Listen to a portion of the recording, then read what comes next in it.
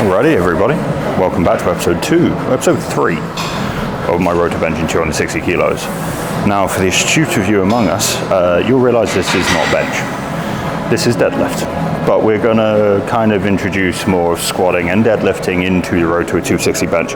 We do have bench there today. I think it's just a volume bench day. Yeah, it's 3x6 or 7 and then some close grip spotto bench. So it's a nice volume day. You're probably going to see 190-ish for 3x6. Nothing all that crazy. But today on deadlifts, we're doing doubles this block. And we're also doing doubles on squats. Now, deadlifts have been feeling good. I've kind of gone into this groove with conventional after hitting a PR at Nationals. I'm feeling confident with them. We're going to try and end this block somewhere in like 290 to 300 kilo double, which would be a PR for a double, conventional. And especially if I can hit that like a really confident like RP8 double, that's what I want more than anything. I don't want to have what happened a lot of the times during these blocks where I would kind of get to like that RP8 and it's closer to an RP10 and nothing felt right or moved right. Having these be on RPE would be a big bonus for me. But you're just gonna see me kind of like work up today. What I might do is, you know, cut out from here straight to the like 280 or 270 that we're going for today. Probably like 270. Maybe 275, 280, we'll see. But we'll work on it and we'll see where we get to from here.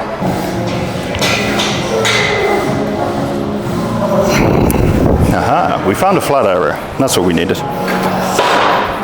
It's a bit of a weird one. I think I spent so long kind of at the start of my career being really biomechanics focused and building such great core strength in the movement that when it comes to doing deadlifts now, having a belt kind of throws me off a little bit, and I'm still struggling to find the best way to utilize a belt, because especially with a lot of the core positioning I'm doing, I'm not like massively overinflating and then crunching down on top of that and using that like air to cushion me. I tend to sit in much more of like a, not a deflated position. I'm still performing the Valsalva maneuver, where I'm kind of, you know, tensioning my torso and then breathing into it. But I'm definitely a lot more compact than I am kind of like expanded. And therefore, like trying to find the right place to put my belt and the right way to tension against it always throws me off a little bit. So what I'm trying to work with and what you'll tend to see is I will basically do my whole setup and then just rack my belt over the top of it rather than do like belt and then my setup, because I end up bracing completely wrong if I have my belt on and then I'm trying to do it all. But yeah, the 260 moved well. It didn't feel like massively snappy, but at the same time, this is literally 8 days post Nationals, so I'm not expecting it to. But yeah, I'm just gonna get myself ready, do my top set double, and then we've got back offs, which is volume based stuff. Not the worst in the world. Definitely a good way to practice, for sure.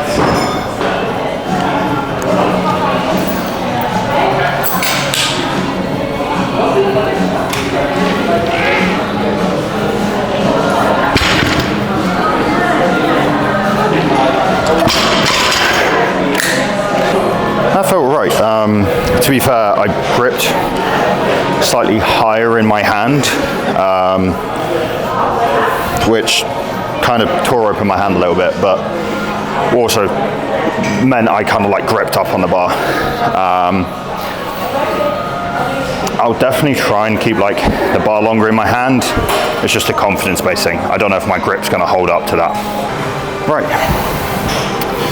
So my set of 5 is going to be at 250. It's not something that is, I don't know, it's not daunting, that's not the right word. It's challenging. I think that's kind of supposed to be what training's all about. I think I've pulled 250 for this many reps before. I think like, I know the most I've ever done reps for was like 260 for a triple or a quad. So we're pushing towards like new rep PRs. To be fair, I do need to actually make note of what my rep PRs are.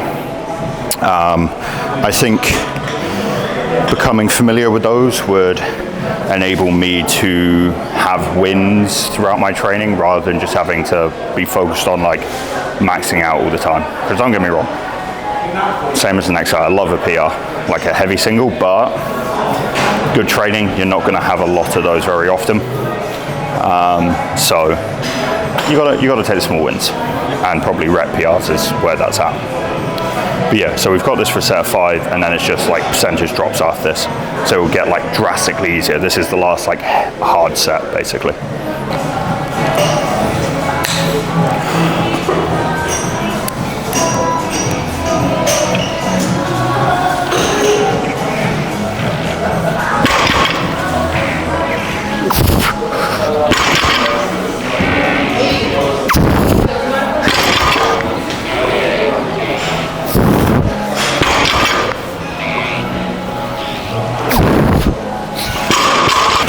I definitely need to get proper straps again. I like the Olympic straps, but the downside is because they're used to being used in a snatch grip where you are like real big contact on the bar, and I am trying to get slightly like looser contact.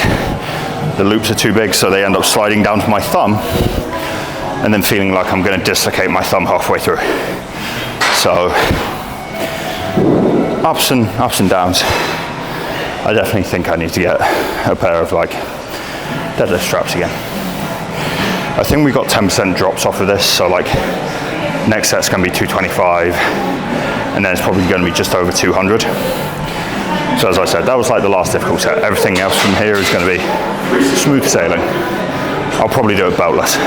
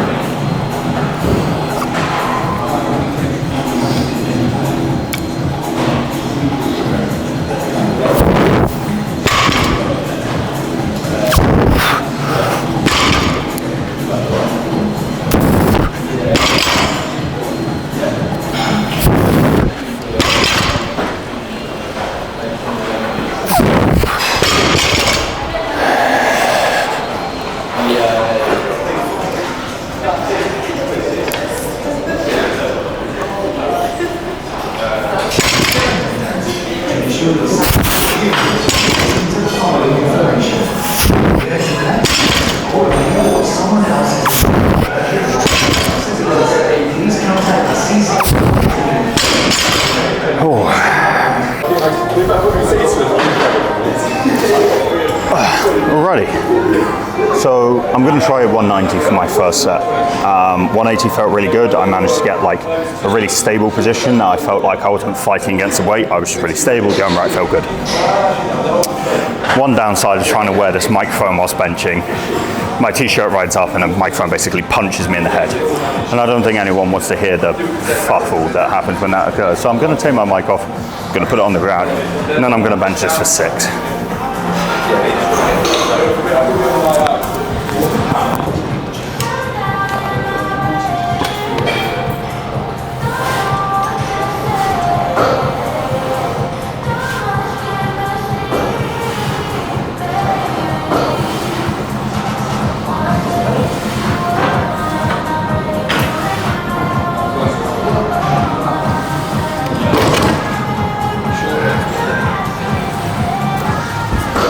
Well, if that isn't just the best my bench has felt and look in years. Oh baby, that felt good. That felt just like I was going through the motions. There was no weight on that. I was just going through the motions for 6 reps, and damn, I feel good for it. I think what I'll do is I'll drop to 185, because I definitely don't think I can maintain that S7 for another 2 sets.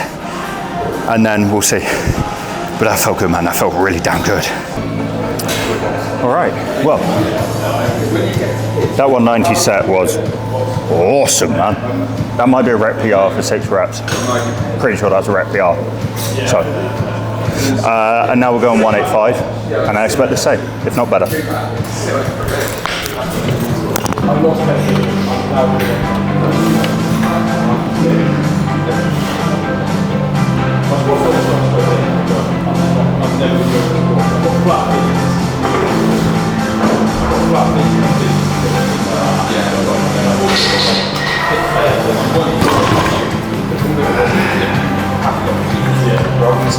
Oh yeah, it's feeling good. It's feeling very good.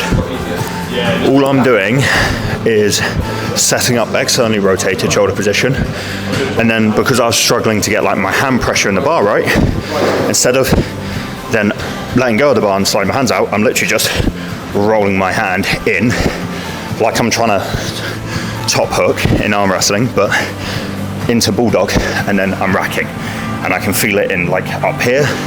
I can pull that rack over really nicely, and it stays really stable. It feels good, man. It feels damn good. Right, one more set. To be fair, I might keep it at 185. I'll give myself a bit of a rest, but that felt good. We've got a lot of accessories today, so what I'll do is I'll cut the film in here. We'll go to accessories, or you will, and I'll see you for those. Now, as I'm sure many of you will remember, on my deadlift day, it is like kind of back and biceps orientated for the accessories. We've got single arm lat rows and bicep curls, and then I also added onto it some triceps. The reason for that being my Wednesday session is the absolute furthest away in terms of rest period before my next bench session, which is a Saturday, because my Friday session is purely legs. So I tend to get a huge amount of my arm work done on my Wednesday sessions because it gives me the most amount of time to recover. It means that no like fatigue, no like muscle, delayed onset muscle soreness is going to impinge on my primary bench day on a Saturday. So this is when I'll get all my biceps and all my triceps done to a very hard degree. I'm not going to be taking this light. I'm going to be really pushing for, well, a good level of muscle stimulus and intensity. But we have to get the prescribed accessories done first, which is single arm, row, and biceps. And then once I'm done with this, tricep work, which I will say, after how that bench has gone, I think the tricep work, especially the V-bar push down, and all the mobility work I've been doing is starting to pay off. The volume bench I was doing felt really great, but the spotto press that I did at the end, where I accidentally went wide grip, felt phenomenal. Felt really, really good. So it's all coming together.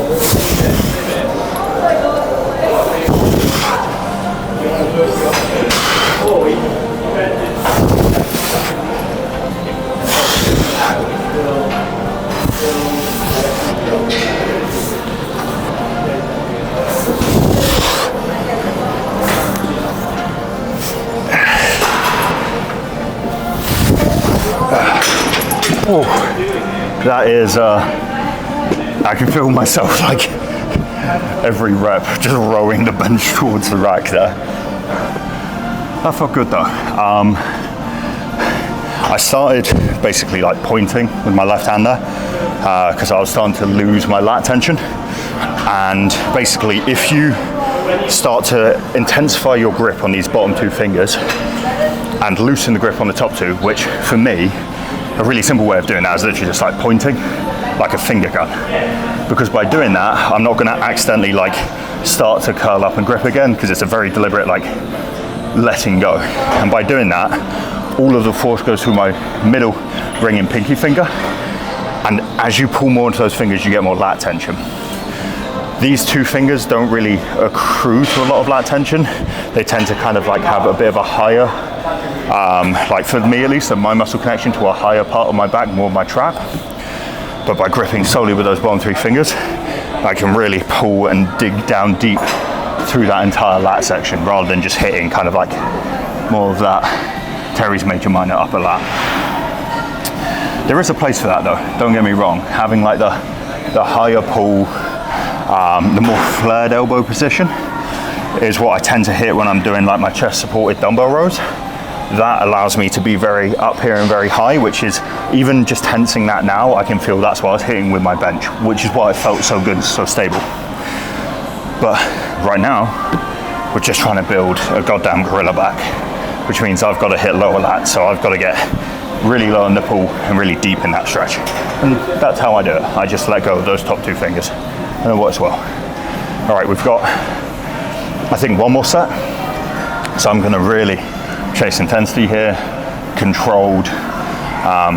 It is the downside of a pure gym is, of course, like the stacks here. This is a max stack.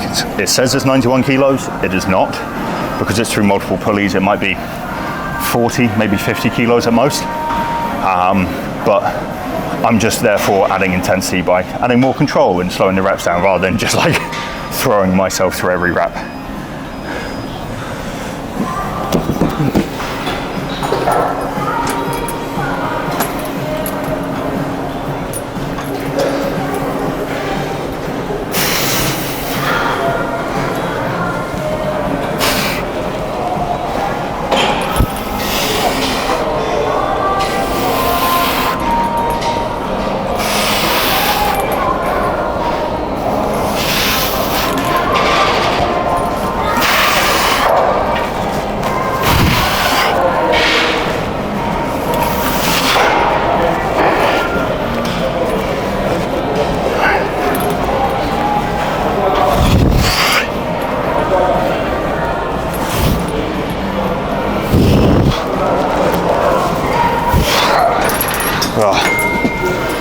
The D handle started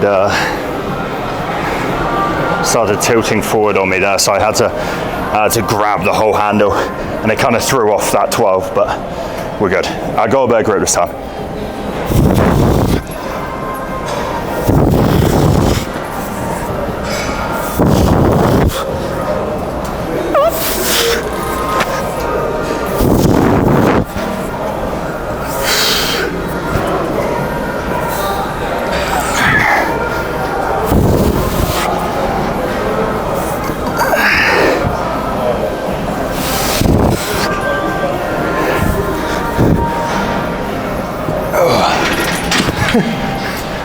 This is row your boat right now. I apologize, I was probably bashing the hell out of the mic there, but every rep I was just like, just scooching forward. You know what? Didn't hit as much lower lat as I wanted there, but my upper lat is absolutely fried because as I got closer, that angle got higher. Ooh. Right, we've now got biceps, which is usually preacher curl, but I'm actually going to do some like long range of motion bicep curls because I really like them for the prehab. They really stretch out front of the shoulder and the bicep, so they're great for kind of maintaining that flexibility. And also because I really struggle with preacher curls to go all the way to the flex because I'm so basically tight in this area. So by having that behind me, it's going to really help assist me go through that area whilst maintaining a good level of tension. So I'll set it up and I'll see you in a second. All right, we're going to be doing unilateral, sorry, is it uni? No, isolateral. Unilateral at the same time, isolateral one at a time. Mainly because there aren't really any cables that are like together apart from over there, and they're all being used. So, needs must. But I'm basically going to get into like my sprinter start position and then just start repping these.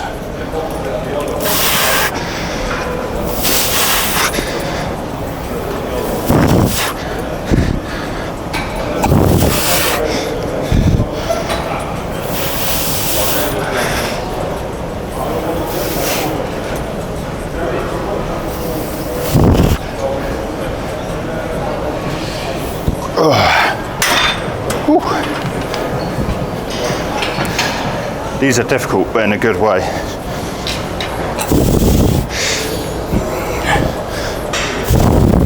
Oop.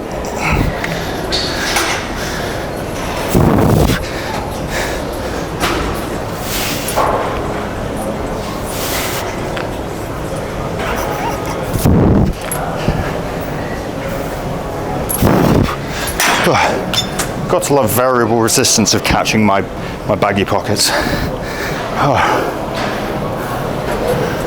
It feels good. I gotta say, it definitely doesn't feel as good as like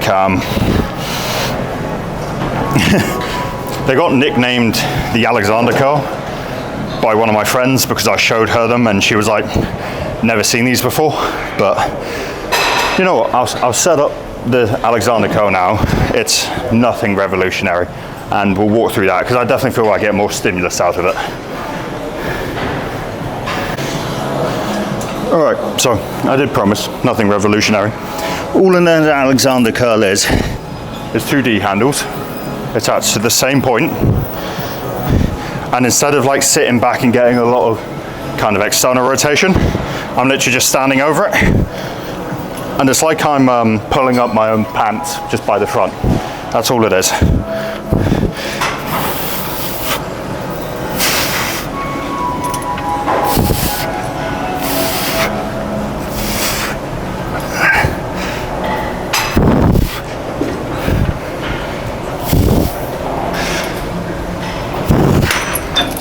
That's all it is. It's not like a massive range of motion. It is nothing revolutionary. It is basically just like I'm trying to pull a front kind of flex. But this is just a movement that I kind of like, I don't know where it came from. I'm sure I saw someone once do it, but I just kind of like started doing it years ago. And it's just always been like my go-to bicep exercise. I get a huge amount of tension because just here, it's literally like as much bicep tension as I can get, but it's also in what I would call a really healthy shoulder position. So a lot of people do like Jesus curls where it's 2 bicep curls like that. But the issue I find with that is when you do that, you're like really externally rotated. There's this massive stretch that goes down the front of your shoulder. And I feel like you lose a lot of power because like it's very weird to be doing a maximal bicep curl in this position. Whereas the second you turn that over and you're basically like pretending to be a monkey, you know, I'm cosplaying Donkey Kong and I'm just like bicep curling here and I get this huge tension, a lot of blood into the muscle, and it feels good. By no means is it a massive stretch, but this works for me.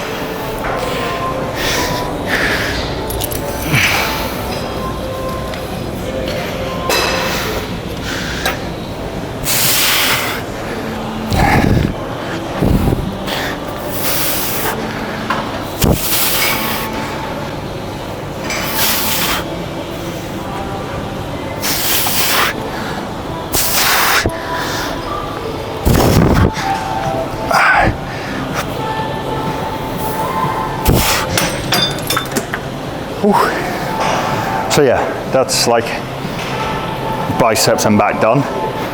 Now I'm just gonna do, as you know, I'm gonna do my V-bar press down, and then I'm gonna do my seated tricep extension, and that'll be me done for today.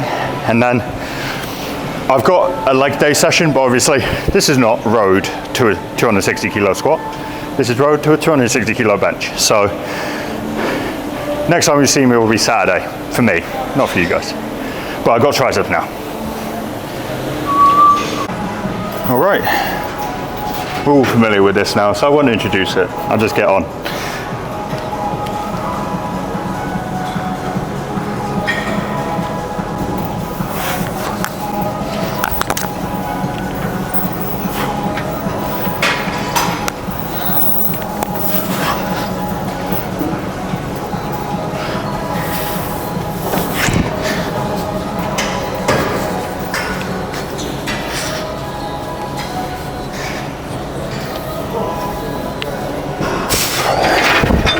Always forget.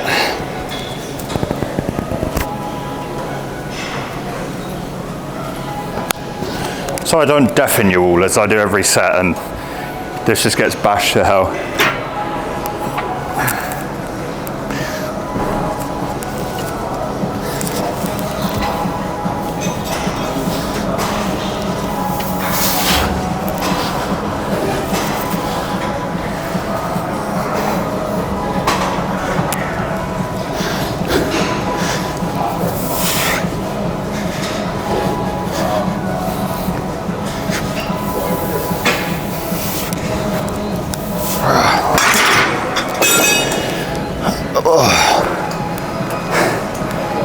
That was probably a little easier than it should have been, but my triceps are starting to fatigue like quite badly and quite quickly, because of course we've already had like 8 sets of bench including warm-ups, and now we're on to more triceps. But the sacrifices must be made to finally have impressive triceps. Now we've just got the back supported tricep extension, and then we're done. This is the last set of today's session, so obviously I'm gonna put as much into it as we can. Definitely keeping more of like a vertical bias over starting to flare out is definitely hitting the long head a lot more, and it does feel better, but obviously depending on your needs, use this however you want.